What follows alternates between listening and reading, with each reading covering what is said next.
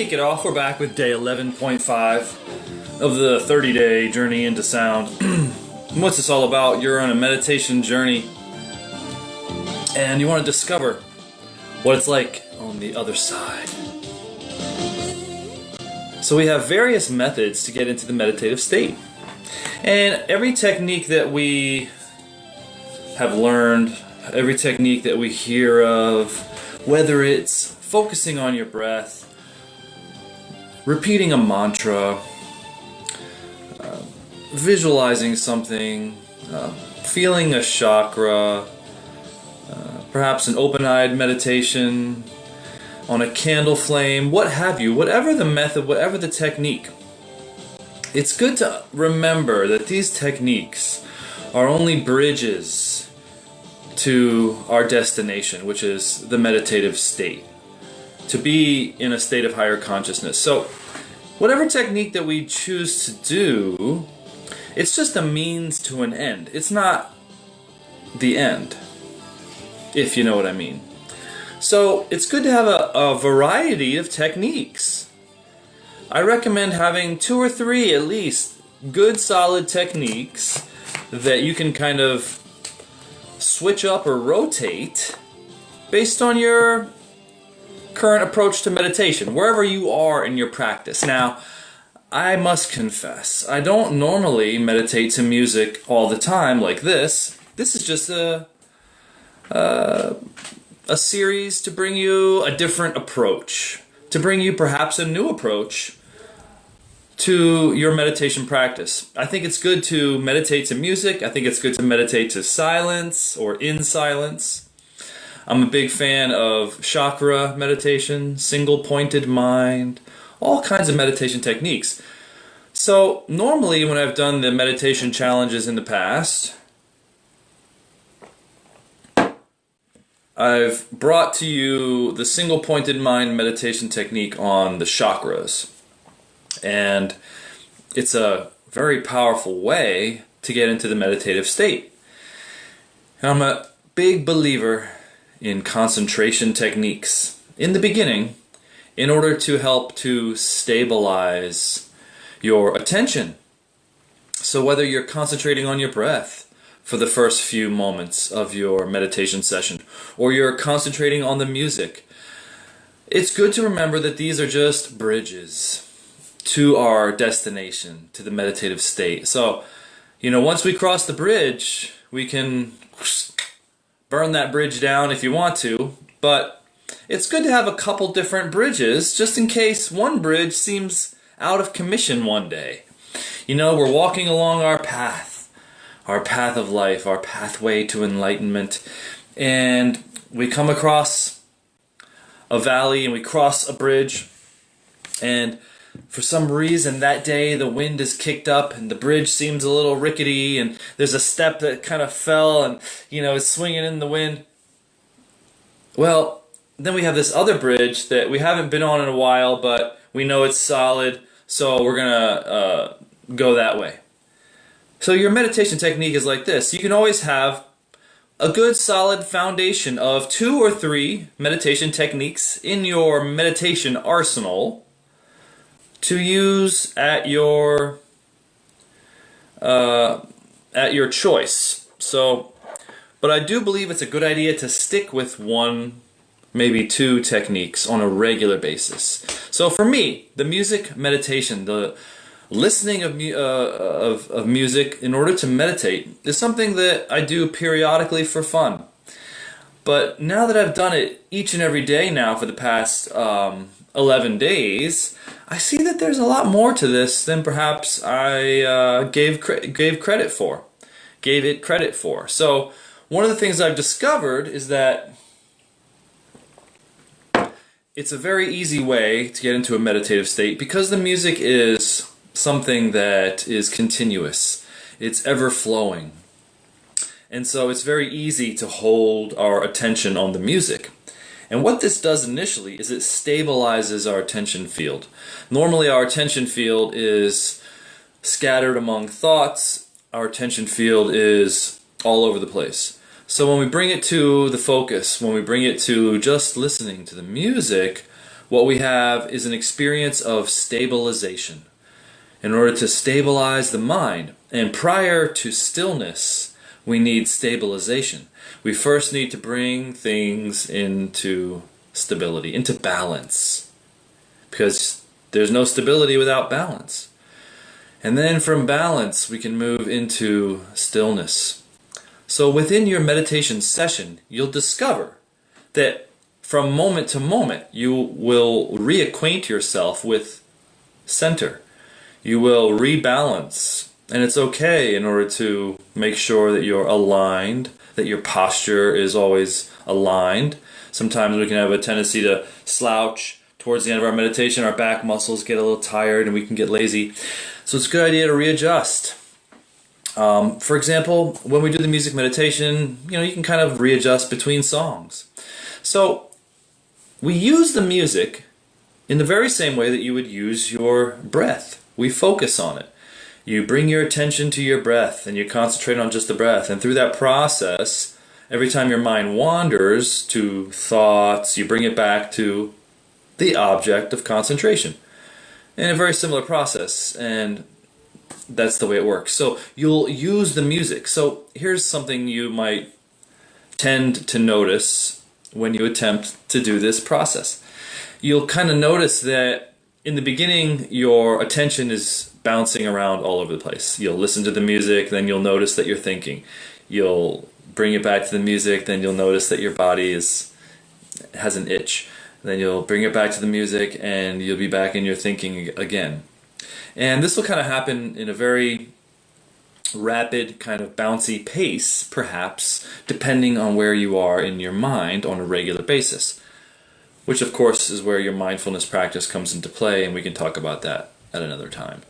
But for now, what we want to kind of, describe is the normal experience in meditation. Your attention will, in the first 5 minutes or so, be in a state of its normal bouncing around from thought to image to memory to bodily sensation. Your attention is just kind of, going about its business. Normally, it's not really a problem, but when we sit down and we want to try to become still and enter into a meditative state, this attention bouncing can become rather distracting, because we are our attention and we're aiming to get into who and what we really are, our core, our essence, which of course, you might have heard, is pure consciousness, awareness.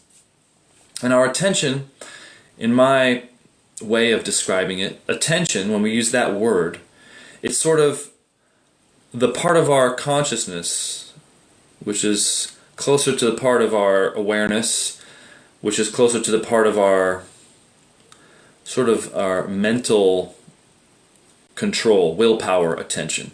Our ability to focus on something to the exclusion of everything else. This is a sort of a controlled attention. Within the meditation session, your attention will become awareness, and your awareness will become ultimately consciousness again. And we will return to our native state. So it's a stabilization with attention, with controlling your attention at first. And then once that becomes stable, there's sort of a loosening up, a disillusion, which is, it's like you're not holding on so tightly, it's sort of happening on its own. Your attention is just merging with the music on its own. It's very easy to hold, there's no effort, it's effortless listening, right? And then you'll progress through various stages, and as you become deeper and over more time, say 15, 20 minutes into it, you'll begin to enter into typically periods where you'll merge with the music completely, and then you'll notice that you've merged, and then you'll kind of bounce back toward bodily consciousness. And this is just another tendency. So then there'll be this sort of play with bouncing back to bodily consciousness, but it'll be much more subtle, and it'll be much less gross, on the gross level of jumping around attention. At the beginning, it starts to slow down, gradually it stabilizes, and then there's just a very subtle noticing that your attention is still sometimes looking out of your eyes. It's still sometimes feeling what's in your stomach. It's still sometimes, feeling an itch, or perhaps your tongue wants to play, or your eyes blink. There's all sorts of tendencies that begin to show up at that moment when we're merging. And when we notice, we merge, and then we bounce back, and then we blink. And then we merge, and then we bounce back, and we have an itch. And then we notice, we merge. And so this slows down eventually, and eventually the merging becomes longer, and the disillusion becomes more complete. And as we merge and submerge ourselves and immerse ourselves into the music,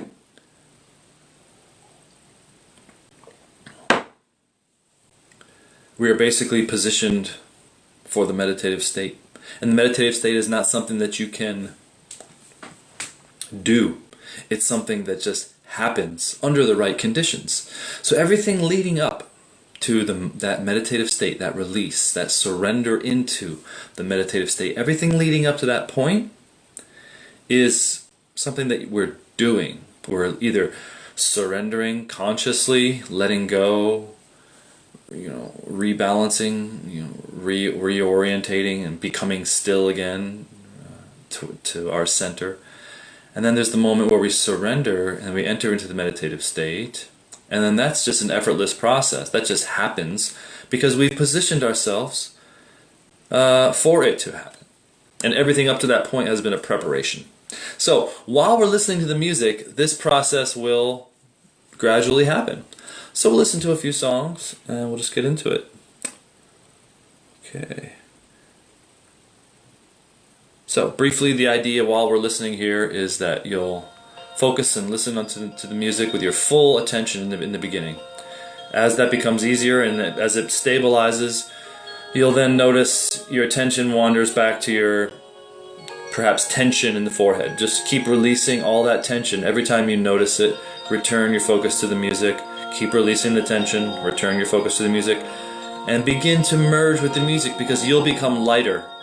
You'll dissolve into the music, and the music will be all there is.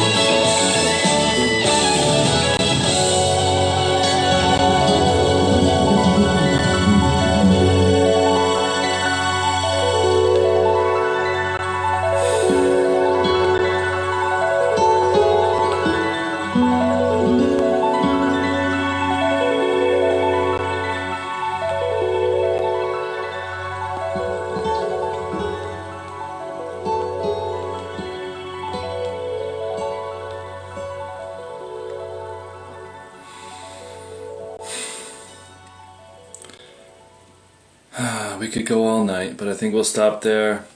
Thank you, my friends, for joining me for another meditation. And we'll see you in the next video. Take care.